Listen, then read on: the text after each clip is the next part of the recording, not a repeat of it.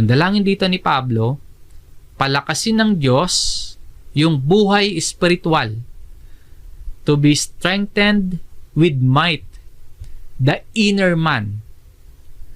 Ang panloob na tao, kailangang patatagin, kailangang ayusin, kailangang ituwid. Hindi lang panlabas na kilos, talagang yung nasa loob, yung kailangang ayusin. Ang magpapalakas ng buhay espiritual nating mga tao, walang iba kundi ang Diyos mismo. Mahalaga po ito itong sinasabi dito na inner man o buhay espiritual. Bakit po? Kasi kung yung loob natin ay mahina, yung inner man, yung buhay espiritual, yung loob natin mahina, madali tayong matatalo ng tukso. Pero kung malakas yung loob natin, kaya nating manindigan para sa tama.